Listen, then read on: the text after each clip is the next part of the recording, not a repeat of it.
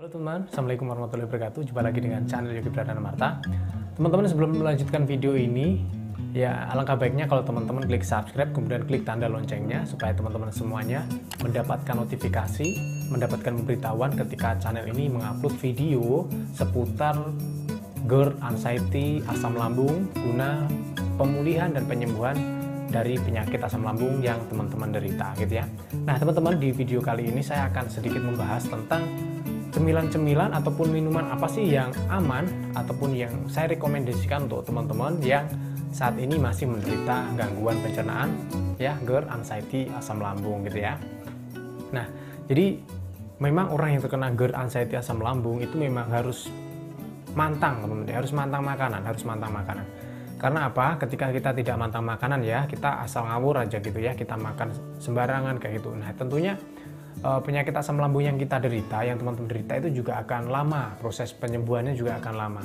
Tetapi selain itu, selain dibarengin dengan pola makan yang benar ya, makan makanan, tidak makan makanan pantangan seperti itu, kita juga harus membenahi pola pikir. Meskipun kita merasakan sensasi, meskipun kita merasakan gejala apapun, rasa cemas pasti ada, rasa gelisah pasti ada, tetapi satu hal yang perlu teman-teman ingat, satu hal yang perlu teman-teman ketahui, meskipun kita mengalami sensasi, gejala apapun, kita harus berusaha untuk tenang gitu ya. Kita harus berusaha untuk meyakinkan diri bahwa memang seperti itu rasa dari gangguan pencernaan, gangguan asam lambung, MAH kronis ketika belum sembuh gitu ya.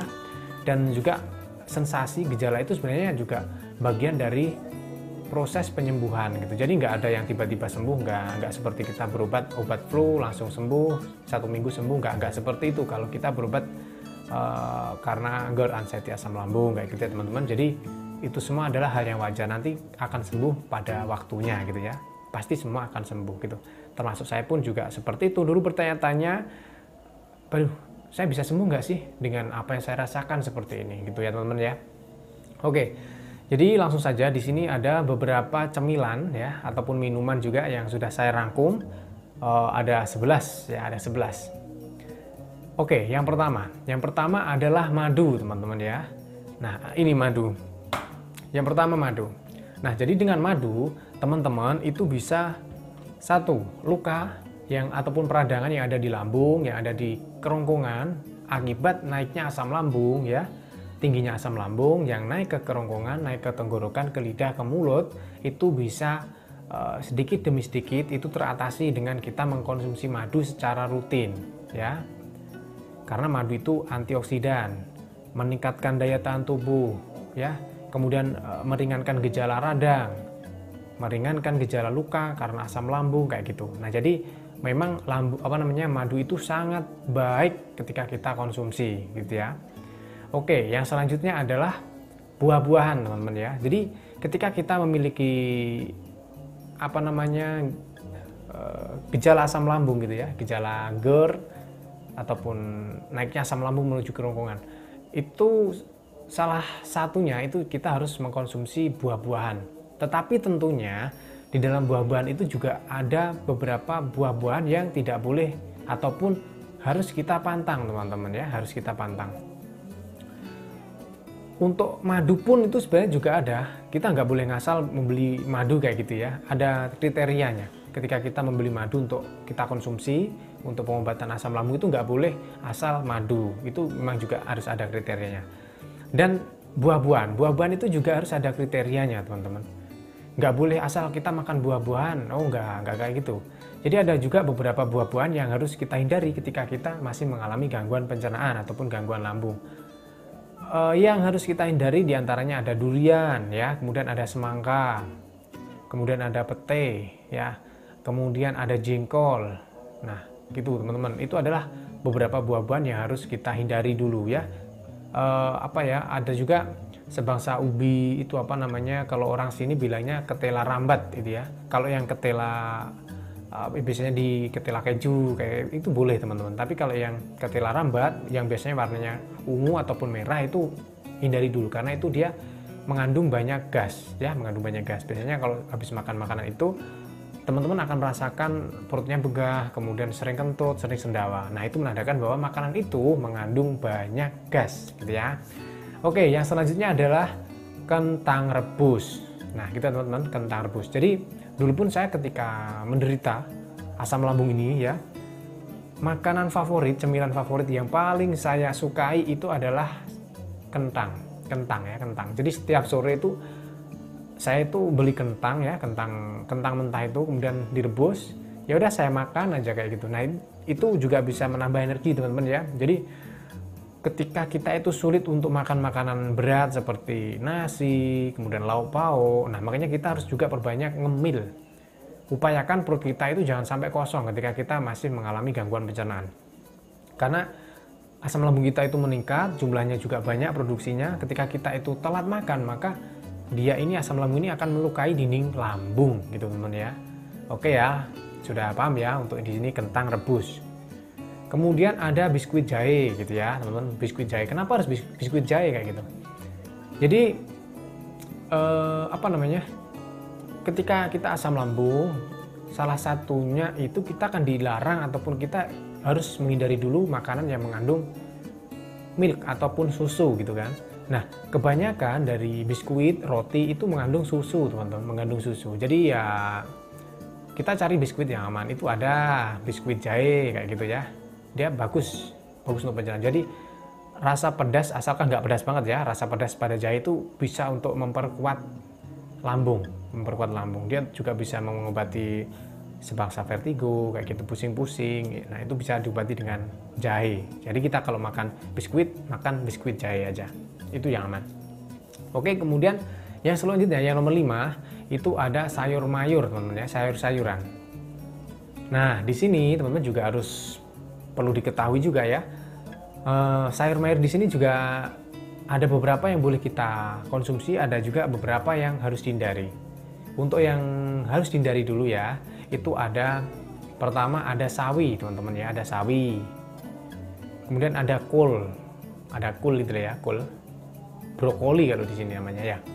Kenapa harus kita hindari? Karena di dalam dua sayuran itu dia mengandung banyak gas. Biasanya kita ketika makan itu ya, habis makan itu biasanya juga di perut itu rasanya begah, kemudian juga sering sendawa, kemudian juga sering kentut gitu kan. Nah, jadi sebenarnya intinya teman-teman ya, kadang itu beda orang, itu beda kondisi teman-teman, beda orang, beda kecocokan. Jadi belum tentu apa yang saya sampaikan ini tidak cocok di perut teman-teman, itu belum tentu gitu ya.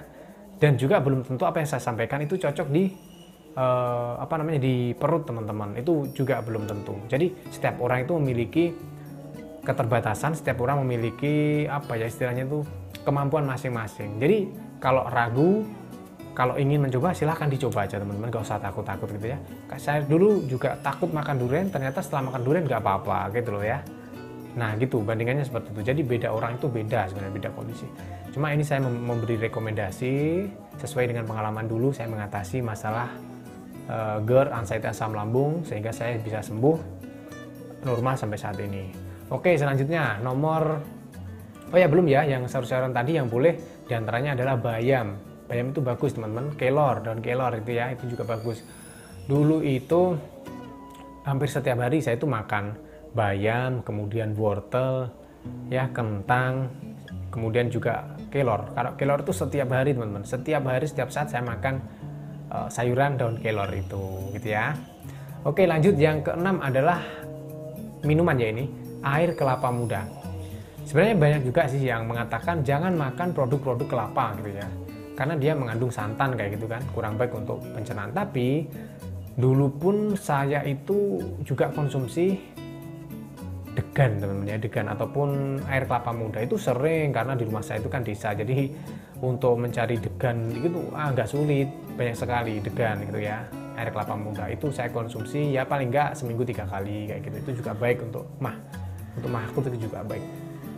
Oke, yang selanjutnya ya, nomor 7 itu ada mengunyah permen karet teman-teman ya, mengunyah permen karet. Kenapa kita harus mengunyah permen karet gitu ya? Karena orang yang GERD itu naiknya asam lambung teman-teman ya, kalau bahasa Indonesianya naiknya asam lambung menuju ke kerongkongan gitu. Karena kita memiliki GERD, teman-teman memiliki GERD, naik asam lambungnya gitu ya. Kenapa kita harus mengunyah permen karet? Supaya produksi air liur kita itu meningkat. ketika produksi air liur kita meningkat, otomatis kita akan menelan kan, menelan air liur. Nah, otomatis asam lambung yang naik itu juga akan terdorong masuk ke lambung lagi. Nah, itu adalah manfaat dari mengunyah permen karet, gitu ya teman-teman. Oke, yang selanjutnya adalah nomor 8 ya. Itu ada kacang hijau teman-teman ya, kacang hijau. Saya pun dulu juga hampir 2 hari sekali itu konsumsi kacang hijau teman-teman ya, kacang hijau. Jadi kacang hijaunya itu saya buat semacam semacam bubur gitu teman-teman ya, semacam bubur. Tapi di sini buburnya itu enggak ini teman-teman, enggak diberi santan ya, enggak diberi santan, cuma gula merah, kemudian ya dikasih sama kacang hijau gitu, kacang hijau gitu kan ya. Kalau pas sudah mau sembuh itu saya kasih sedikit santan, tapi nggak terlalu kental ya, kayak gitu ya. Itu juga baik untuk pencernaan teman-teman karena mengandung banyak serat. Oke, yang selanjutnya itu ada yang nomor 9, itu ada oatmeal teman-teman ya. Oatmeal itu juga bagus karena dia mengandung banyak serat, tapi jangan terlalu sering karena dia itu juga mengandung susu teman-teman ya. Tapi itu sebenarnya juga secara umum dia baik, oatmeal gitu ya. Kemudian ada juga daging sapi kalau saya itu ya, kebetulan dulu itu daging sapi tanpa lemak. Jadi cari daging sapi yang tanpa lemak, yang baik gitu kan. Kenapa kita harus konsumsi gitu ya? Jadi gini, daging itu dia itu makanan sebenarnya nggak sulit ya, dia nggak sulit untuk dicerna, nggak seperti jagung. Kalau jagung itu kan kita makan, kadang kita udah dicerna gitu kan, keluar ke anus ya, itu kadangkala masih berupa gumpalan jagung gitu. Kemudian kalau ini kalau daging itu sebenarnya bukan makanan yang sulit untuk dicerna, tapi menurut artikel-artikel yang saya baca, dan saya pun dulu juga sering banget konsumsi daging sapi gitu kan, dia ini bisa ini teman-teman, istilahnya itu awet gitu loh, di dalam perut itu awet, sehingga karena kita itu produksi asam lambungnya terlalu tinggi gitu kan, makanya kita gampang lapar. Karena apa? Karena makanan yang ada di lambung itu segera dilumat oleh asam lambung, segera dilumat oleh asam lambung. Makanya kita itu sering merasa keroncongan, kita sering merasa lapar gitu. Jadi ketika kita konsumsi daging sapi itu akan memperlambat istilahnya gitu. Jadi kita nggak akan gampang lapar. Karena apa? Karena proses cernanya agak lama gitu. Tapi sebenarnya bukan sesuatu yang sulit dicerna, enggak. Cuma proses cernanya agak lama gitu. Tapi bagus ya. Beda dengan ikan asin yang keras, itu beda. Kalau itu nggak boleh teman-teman ya. Tapi kalau daging sangat baik gitu teman-teman ya. Oke, sekarang yang terakhir nomor 11 itu ada pisang rebus teman-teman. Nah, pisang rebus itu sendiri juga sering banget dulu saya konsumsi ya setiap sore. Jadi cemilan saya itu yang paling sering dulu itu ya kentang rebus, kemudian juga pisang rebus. Nah, untuk pisang itu sendiri yang saya rekomendasikan untuk teman-teman itu adalah pisang kepok. Kalau orang di sini bilangnya pisang kepok. Kalau di tempat teman-teman itu istilahnya itu nanti silahkan dicari sendiri. Pokoknya ada ya, di sana itu ada namanya pisang kepok. Pisang kepok itu banyak di beberapa daerah juga udah terkenal pisang kepok. Dia itu nggak terlalu manis dan itu sangat baik sekali untuk pencernaan kita. Jadi kalau mau cari aman buah-buahan, cari aja itu pisang, tapi direbus aja. Itu enak banget rasanya, enak. Pisang itu direbus. Ya, itu. Kemudian kalau buah-buahan melanjutkan yang tadi itu juga ada apel teman-teman ya. Apel tapi yang manis teman-teman ya, bukan apel yang asam, bukan. Apel yang manis yang berwarna merah dan dimakan sama kulitnya. Dia itu mengandung antasida alami teman-teman. Nah, kita tahu kan antasida itu kan bisa melapisi dinding lambung dari asam lambung gitu. Jadi apel ini juga sangat baik untuk pencernaan kita, untuk para penderita GERD gitu. Nah, oke teman-teman ya, itu adalah beberapa contoh kecil ataupun sebagian kecil dari cemilan-cemilan rekomendasi dari saya yang dulu juga sering sekali saya konsumsi ketika saya masih menderita gangguan pencernaan, GERD, anxiety, asam lambung gitu ya. Dan sekali lagi tetap semangat teman-teman, tetap semangat, tidak usah terlalu takut ya. Mas, saya bisa sembuh nggak? Saya bisa sembuh nggak? Apakah saya nanti mau mati kayak gitu? Nggak usah berpikiran sejauh itu teman-teman, nggak usah berpikiran terjauh itu ya. Pokoknya ingat, tidak usah berpikiran sejauh itu. Pikirkan aja apa yang sedang kita lakukan saat ini gitu ya. Fokus kepada penyembuhan, nggak usah berpikir yang reno-reno, nggak usah berpikir yang macam-macam. Pasti sembuh ya, semuanya pasti sembuh, insya Allah pasti sembuh gitu. Nah oke teman-teman ya, itu dulu ya yang bisa saya sampaikan. Semoga bermanfaat juga, dan jangan lupa untuk klik subscribe, klik tanda loncengnya supaya teman-teman tidak ketinggalan informasi ketika channel ini mengupload video yang berkaitan tentang asam lambung dan kesehatan yang lainnya. Dan juga jangan lupa untuk teman-teman yang order madu masih saya layani sampai H-5 Lebaran Idul Fitri gitu ya teman-teman. Nanti untuk link pembeliannya saya sertakan di bawah link deskripsi. Oke. Saya akhiri dulu ya teman-teman. Wabillahi taufiq wal hidayah. Wassalamualaikum warahmatullahi wabarakatuh.